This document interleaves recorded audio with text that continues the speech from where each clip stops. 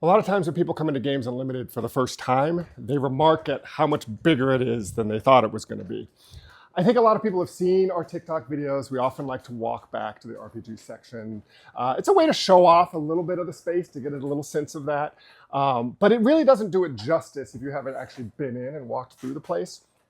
So I get people asking me about, are there games that deal with weird space-time distortion? And of course there are. One of the games that I played recently was This Wretched House. It's a great game. It's a solo journaling game. And in that one, you use a Jenga tower and a deck of cards to journal as a person who has been kind of thrown into a house. And this house is a bit of an albatross around their neck. You get to write about why they're there, what happened, etc. But you're writing the story of basically a haunted house, right?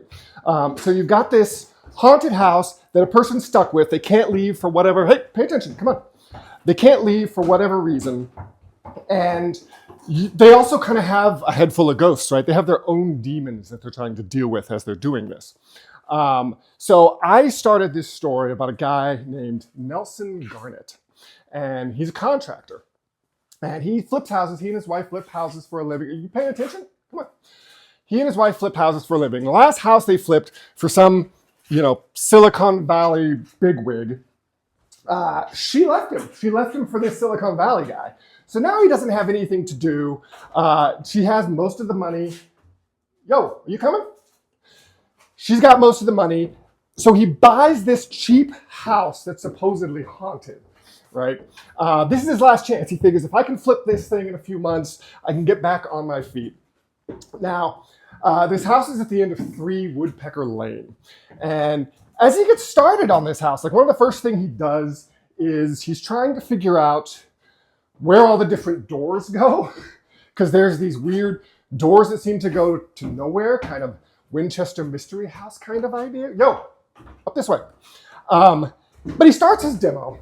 And right after he breaks through the first piece of drywall, gets a phone call that his dad's passed away.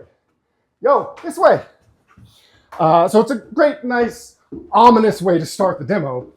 So he has to fly out, go to his dad's funeral, writes a little bit about his relationship to his dad. His dad was the one who taught him contracting. No, he wasn't really close with his dad. He had a lot of respect for him, and he's very curious about whether his dad would see what he's doing right now as a really cool thing, kind of swinging for the fences, taking his last chance, or if he'd think he was kind of an idiot for doing this. Because Paula was the one that had a good sense of what was a good buy, what was a good house to flip. So he just doesn't know what he's doing. Gets back from the funeral, and that hole that he had just punched in the drywall, infested with rats. There's rats everywhere. He doesn't have money for an exterminator. He doesn't really have time to have to deal with the weird stuff that's going on. So he keeps going. Next week, local sheriff comes by, asks if he's seen any kids in the area. Because the kids, considering it's a haunted house, like to dare each other to come in. He says, no, he hasn't seen anything weird. Definitely not. But he'll keep him posted. And the weird thing about that was the sheriff didn't at all seem to think it was a joke that the kids did this kind of thing. So he decides to remodel the kitchen. Pulls out the range from the kitchen. Hey, over this way. Pulls out the range from the kitchen, finds an old wedding photograph. And the weird thing is it looks exactly like the outdoor wedding that he had with Paula. And every time he looks at this photograph, he just gets this bad sense that something bad is going to happen right at the end of the ceremony. He throws the picture away, keeps remodeling the kitchen, and then one day he has a couple beers in him, and there's this wall that's been crumbling on the second floor. He decides he's going to pull down that wall.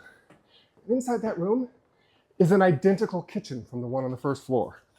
And just on a hunch, he decides to pull out the range, finds the exact same picture in there. So that's just the beginnings of the story. There's a lot more that happened. It was a lot of fun. But anyway,